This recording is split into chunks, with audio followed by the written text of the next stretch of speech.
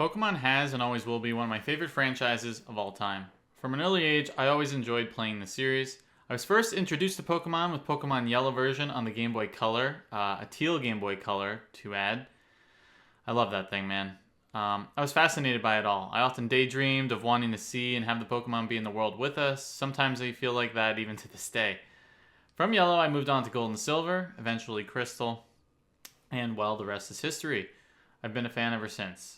I decided to start a forever save in Pokemon Emerald, which I recently acquired last year for my 30th birthday, as it holds a special place in my heart, with many memories. So, without further ado, let's let that journey begin.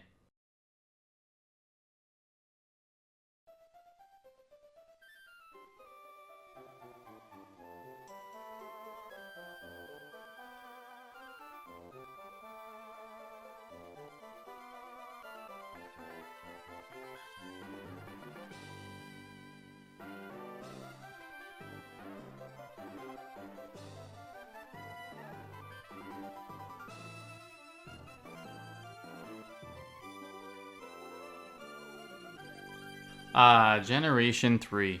The Hoenn region in Pokemon Emerald as a whole is a fantastic generation and arguably one of the best to date.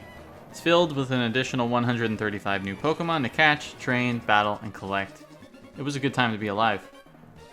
These were the first Pokemon on the Game Boy Advance system, soon to be followed by Fire Red and Leaf Green, and then later Emerald, which is what this playthrough is. Playing through these games even today has made me realize how much nostalgia I have for the older games.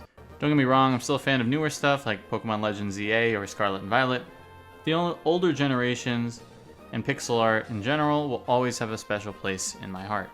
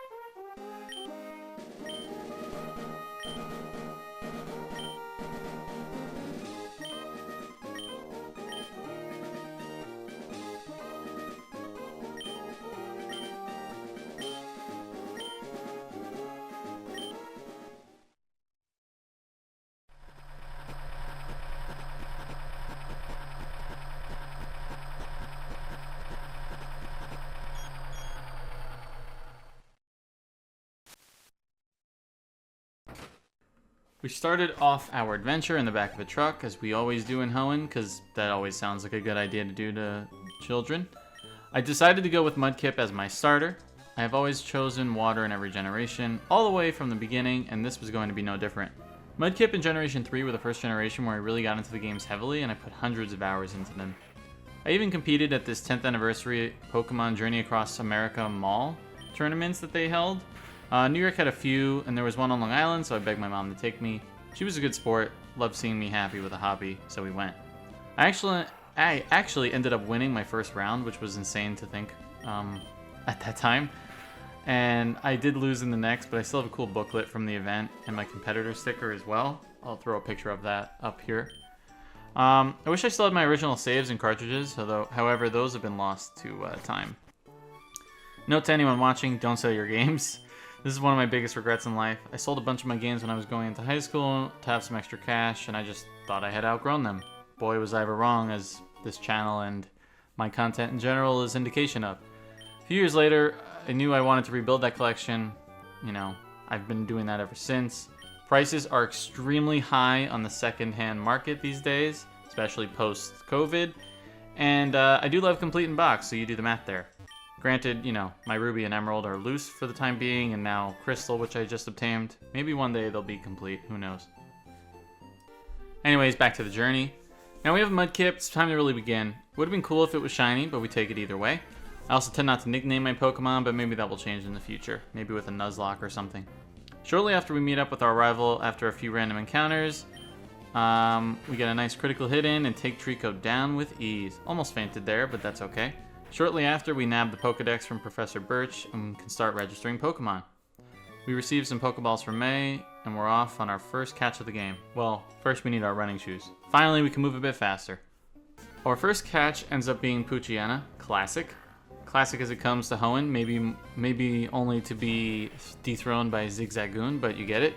After one Pokeball, it's ours, registered to the Dex. I always enjoyed the descriptions of Pokemon provided via the Pokedex as well.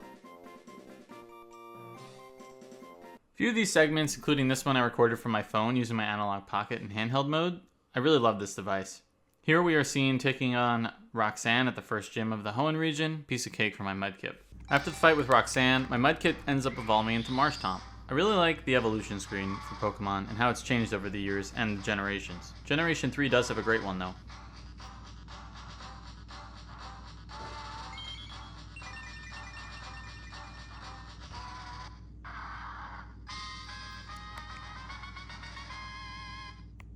Skipping ahead a bit, we are now on Route 113 and the Fiery Path. Double battles are plentiful in Generation 3, as this was one of the mechanics introduced here. I've come to really enjoy them, and they definitely add a lot of complexity to the battling.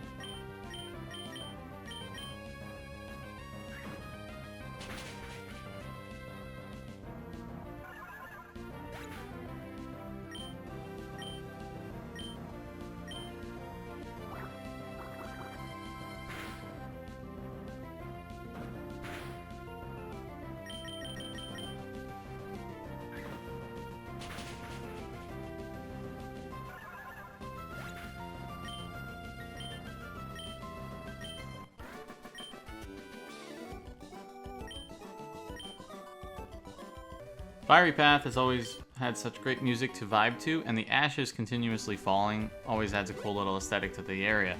I also think it's fun to just run back and forth in the grass to change the color. I'm a simple man. Shortly after, Skarmory has been caught. For some reason I thought I had more footage of this, but I guess not. Riding the cable car is a cool little cutscene in the Hoenn games. There's even a chance of spotting a rare NPC as you travel up. It's a 1 in 64 chance that you'll see this NPC hiking up Mount Chimney as you take the cable car up. Just a fun little Easter egg the developers threw in there. Little obscure details like this make these games all the more charming. Up next, we have a quick battle with Maxie and easily sweep his team using Marshtomp exclusively. No surprise there. A bit more of a skip, and we are at Flannery of Lava Ridge Town, who specializes in fire Pokemon. Not much of a challenge for Marshtomp due to type matchups, obviously, until Torkoal. Torkoal actually took Marshtomp out with Sunny Day, ended up having to get Marshtomp back up while sacrificing other Pokemon in the process, in the form of Breloom and Electrike. However, Marshtomp was able to revive, get back in, and finish the job.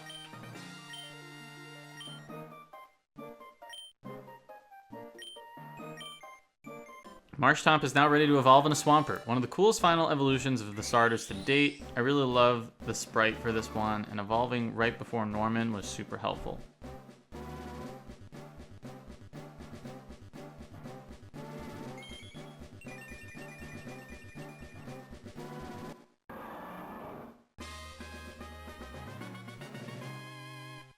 I was super unprepared for this gym, but we were able to get through it. Norman's battle allows us to access Surf from Wally's dad, where the game can really open up for exploration. Hoenn is surrounded with tons of water routes, as is no surprise, and allows us to discover new areas in Pokemon as well. Water Pokemon are up there as one of my favorite types, so I was happy to have finally acquired Surf. Fortree Gym is up next. Here, we will face a handful of trainers, and Winnowa too. Once we conquer it, we can then gain access to the HM Fly, and now we're really cooking with gas and can travel the world much quicker, thankfully. We can return to previous areas with ease as well. Route 120 is another fun route with lots of rain and trainers to battle. There's a few items to obtain too.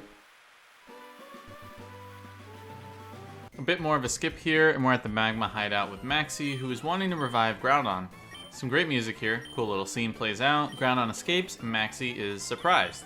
Shocking. He gets frustrated and challenged us to a battle between Swampert and Manectric. This shouldn't be too difficult at all.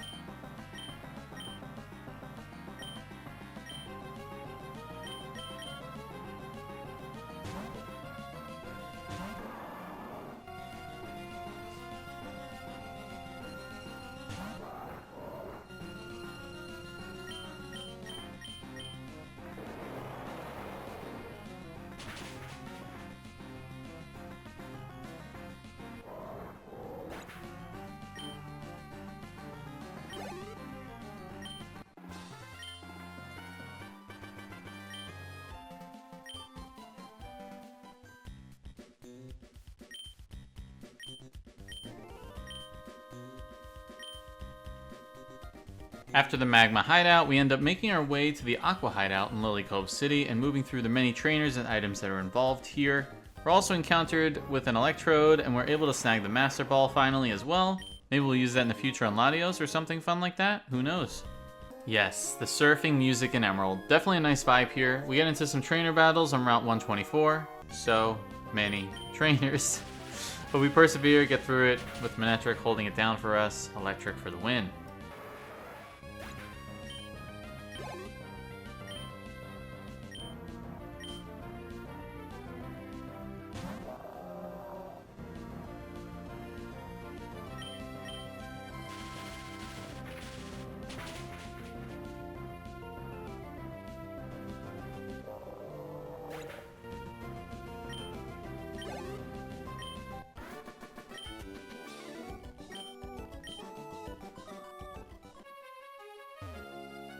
The 7th gym has some annoying puzzles in it, and it ends in the final battle that is actually a doubles battle. I believe this was the first and only time they've done this in Pokemon's history. Not 100% sure on the only time, but it's cool nonetheless. Tate and Liza and Moss Deep City are a fun duo to battle. After the 7th gym, we eventually find ourselves battling side by side with Steven at the space station against Team Magma. Groudon and Kyogre begin to cause chaos across the region after we meet in the Cave of Origin.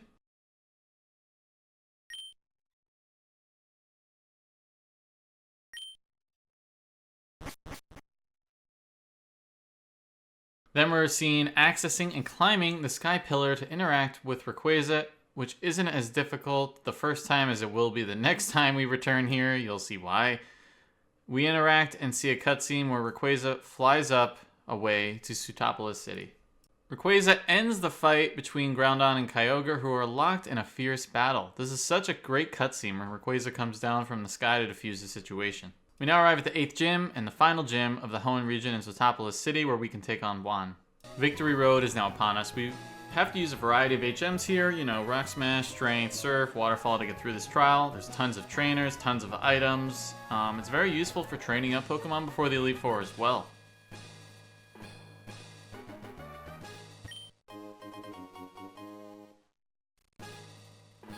Alright, after climbing up Sky Pillar yet again, performing some bike puzzles, I still hate them.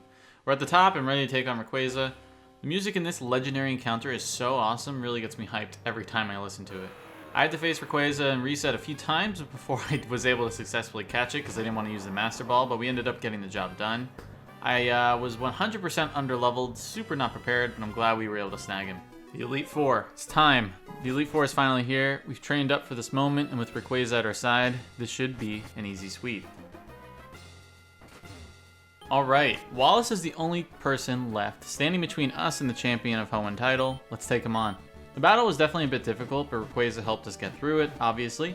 We end up defeating Wallace and register our Pokemon team to be crowned the champion. This then leads into the credits with one of, if not my favorite song in all of Emerald and Generation 3. The song really hits home. It's a great way to end such a fun journey. The bike ride home to your house is always fun to watch as the credits for the development team scroll by. Once completed, we wake up back in our bedroom.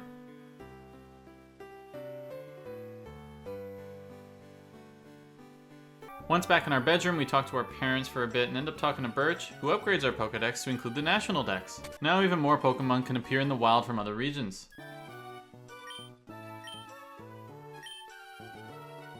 And with that, the story has ended for Pokemon Emerald, but it's only the beginning of this forever save. Now we can move on to catch Pokemon such as Latios, Groudon, Kyogre, the Regis, and so on. We also work on completing our decks, maybe catch some other missing Mons.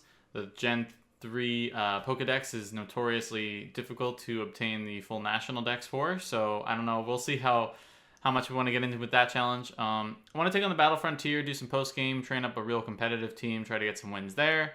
Maybe I'll do some Pokemon contests, who knows.